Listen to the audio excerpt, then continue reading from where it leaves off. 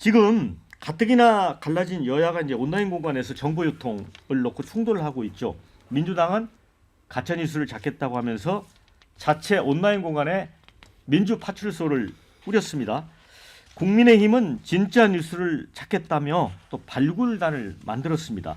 민주당이 운영 중인 민주파출소 사이트는 신고를 접수하면 허위 정보로 의심되면 유치장으로, 허위 정보로 확정되면 교도소로 보내는 코너를 운영 중입니다. 자, 이제 지난 10일 이 사이트를 운영하는 전용기 소통위원장이 계엄 옹호 방송을 한 보수 유튜버를 고발하면서 카카오톡을 통해 허위 정보를 나르는 건 내란 선전죄로 처벌받을 수 있다. 폭풍이 이렇습니다. 그리고 일반인이라고 해도 고발할 수 있다. 이런 얘기를 해서 이제 논란이 벌어졌습니다. 자, 이거는 어떻게 보세요? 민주파출소를 설치한 거는 전 민주당이 좀 과했다. 사실은 이 과한 것 때문에 요즘에 보수 지지층이 더 빠른 속도로 재결집하고 있다. 그런 말씀을 제가 좀 안 드릴 수가 없어요. 왜냐하면 지금 법치주의가 지금 많이 유린이 돼가지고 지금 민주당이 윤석열 대통령 탄핵에 지금 앞장서고 있는 거 아니겠습니까?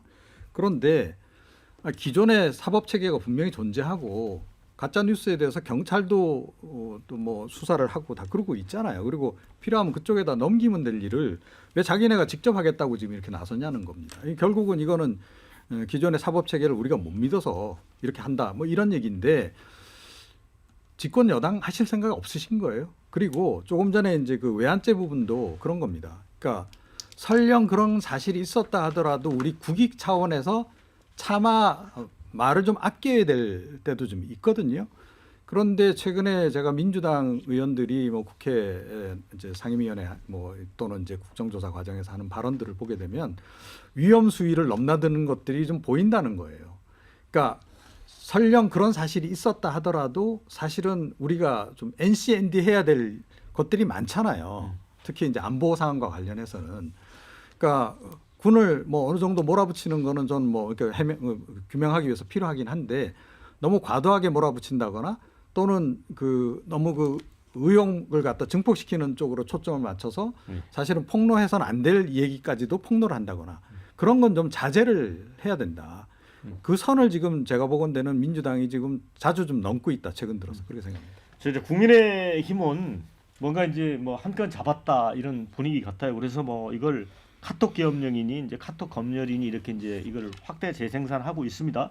그런데 국민의힘 같은 경우도 이제 가짜 뉴스 발굴단 이런 걸 이제 진짜 뉴스 발굴단을 운영을 하면서 사실은 이제 이재명 민주당 대표가 신화통신 등 외신과 비밀 회동을 했다라고 해서 이제 보도하기도 했는데 이게 이제 CNN, NHK 등 외신 기자들이 또 반발을 했어요. 그래서 제가 볼 때는 이것도 탄핵 국면에서의 장애 여론전 형태로 가는 것 같거든요. 그렇다 보니까 어느 정당 할 것 없이 배종우 위원장님, 이건 사실 국민들이 볼 때는 정말 혼란스러워요. 제가 볼 때는 좀 명쾌하게 정리를 할 필요가 있는 게 내란을 선전하거나 선동하면 이거는 범죄거든요. 그런데 가짜 뉴스를 동원해서 내란을 선전하거나 선동하면 이건 더 큰 범죄예요. 그러면 이 부분에 대해서 현행법으로 처벌할 수 있느냐? 그럼 처벌할 수 있는 거예요. 그리고 신고할 수 있느냐? 신고할 수 있고, 신고 들으면 고발할 수 있느냐? 고발할 수 있는 거예요. 그런데 여기에 대해서 지금 국민의힘에서 표현의 자유를 억압하고 침해한다. 검열이다라고 얘기를 하는데 지금 표현의 자유를 침해하고 검열에 들어온 것은 윤석열 대통령이 포고령 1호를 통해서 지금 한 거예요. 그러니까 적반하장도 좀 정도를 지켜야 된다. 포고령 1호를 보면 이렇게 돼 있어요. 자유민주주의 체제를 부정하거나 전복하려는 기도, 일체 행위를 금지하고 가짜뉴스, 여론조작, 허위선동을 금한다. 이게 포고령 1호예요. 그러면서 또 모든 언론과 출판은 계엄사의 통제를 받는다. 그러면은 지금 국민 검열, 표현의 자유 억압은 윤석열 대통령이 한 거예요. 그런데 이런 것을 방지하기 위해서 내란 선전, 선동과 관련된 것을 신고로 받겠다라는 건데 거꾸로 되고 여기다 대고 국민 검열하겠느냐 또는 카톡 계엄이냐라고 얘기를 하는데 계엄을 한 거는 윤석열 대통령 그리고 윤석열 대통령을 배출한 것은 국민의힘이다. 적반하장도 좀 분수를 지켜야 된다라는 좀 말씀을 드립니다. 근데 민주파출소에 국민의힘 윤상현 의원에 이어서 권영세 지금 비대위원장까지 셀프로 신고를 했다고 합니다. 네. 무슨 가짜 뉴스를 뭐 퍼뜨렸는지 모르겠는데 자 그런 상황이고요. 그래서 지금 현재 민주파출소에 접수된 신고가 4만 건이라고 합니다. 그런데 이제 그 여당 의원과 보수 논객들은 민주당의 비판적인 국민들에게까지 내란 선전에 딱지를 붙여서 입틀막 하려는 만행이다. 즉각 중단하라라고 또 주장을 합니다. 민주당이 이렇게 하는 거는 국민을 마녀 사냥하겠다. 그리고 전 국민을 개슈타포로 만들겠다. 그거에 지나지 않습니다. 위원장님 말씀하신 것처럼 내란 선전 선동, 가짜뉴스 유포 당연히 하면 안 되죠. 그 원천자를 찾아야 되는 거 아니겠습니까? 근데 왜 개개인 사인 간에 했었던 카톡을 왜 들여다봅니까? 그걸 통해서 또 지금 중요한 게 뭐냐면 민주당이 제보를 받겠다라고 한 거예요. 제보를. 이게 뭐냐면 제보는 누가 합니까? 카톡을 주고받고 한 사람들끼리 하는 거 아니겠습니까? 그러면 국민들한테 당신들 서로 간에 믿지 마. 신고해라. 네, 서로 간에 신고해. 이게 무슨 국민 분열적 사고입니까? 게다가 허위 정보로 확정되면 교도소에 보내는 코너?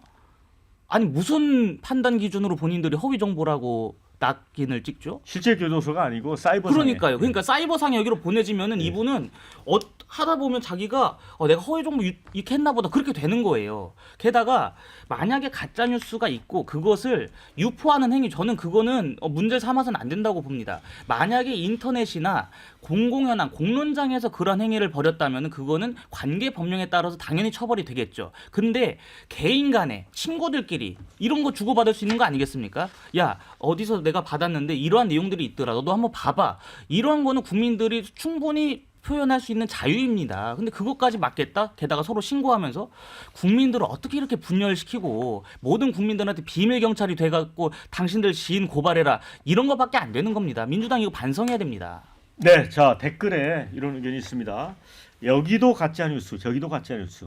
가짜 뉴스 판치는 세상인데 뭘 가리고 말고가 있을까? 뭐 이렇게 강력하게 퇴치해야 된다는 의견을 주셨고요. 자 이런 의견도 있습니다. 가짜 뉴스 생산하는 극우 유튜버 강력 대응해야 한다. 반면에 극좌 유튜버도 만만치 않다. 인민군 위장 매복 김어준 주장은 어떡할 건데? 이런 의견도 주셨습니다. 그런데 김지욱 대변인 가짜뉴스 퇴치와 관련해서는 이제 이재명 대표가 어느 때보다 강경한 것 같습니다.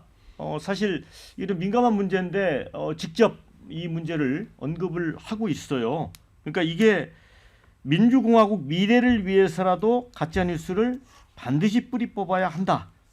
그러니까 민주공화국이 유지되려면 주권자들이 정확한 정보하고 판단력을 가져야 되는데 이런 거를 방해하기 때문에 퇴치시켜야 된다. 이런 건데 이게 또 정치적으로 해석하는 사람들은 민주당 지지층 결집을 위해서 이런 전략을 택한 거 아니냐 분석도 있거든요. 무관할까요? 저는 뭐 민주당 결집과는 무관하다고 봅니다. 기본적으로 우리 사회가 양극화되어가는 과정 속에서 가장 많은 영향력을 미치고 있는 것들이 사실은 가짜 뉴스에 기반한다고 보는 것이고 그런 가짜 뉴스가 개인 간 사인 간의 대화를 통해서뿐만 아니라 그렇게 가는 경우는 거의 드물어요. 지금 저희가 SNS 특정 SNS를 거명하긴 그렇습니다만 어떤 이 대화가 가능한 SNS들에서는 단체방이라는 걸 만들어지고 그런 단체방을 통해서 누군가가 가짜 뉴스를 올리면서 그것을 많은 곳으로 전파시키는 그런 역할을 하는 것이 지금의 이 SNS가 일부 동원되고 있는 이런 부분들이기 때문에 이런 부분들에 대해서는 당연히 근절해야 되는 것이고 이 가짜 뉴스 근절에 대해서 가장 많이 그동안 얘기해온 사람이 윤석열 대통령 아닙니까? 좀 전에 배종호 부위원장님께서 포고령도 말씀해 주셨습니다만 얼마나 심각했으면 가짜 뉴스에 대해서 대통령까지 포고령에다 담을 정도가 되지 않았겠느냐. 그렇다면 이것에 대해서 민주당이 가짜뉴스의 생산, 유포 이런 부분들을 뭔가 제한을 했다고 한다면 이 사안에 대해서는 국민의힘이 발끈할 게 아니라 오히려 이 차제에 이것을 같이 정리해보자라는 쪽으로 함께 해주셨어야 맞는 방향이다. 저는 그런 말씀을 네, 그래서 댓글 중에 이게 저는 와닿더라고요. 그럼 가짜 뉴스장이 진짜 어디냐? 이런 질문이 있거든요. 근데 저는 사실은 가짜 뉴스보다 더 걱정되는 게 뭐냐면 가짜 뉴스를 거론하면서 공포 정치를 하는 게 더 걱정이다. 저는 생각을 해요. 그러니까 조금 전에 뭐 윤 대통령도 가짜 뉴스 얘기 많이 했다라고 포고령에 넣을 정도다 말씀하셨는데, 그러니까 이게 정치적으로 활용이 된다는 거예요. 가짜 뉴스 근절. 그래서 굉장히 위험한 단어다. 저는 이재명 대표가 대통령이 되겠다면 이런 표현 자제하셔야 된다. 저는 그렇게 생각합니다. 네. 자, 마무리할 시간이 되는데 배종부 위원장 짧게 10초라도 반론하실래요?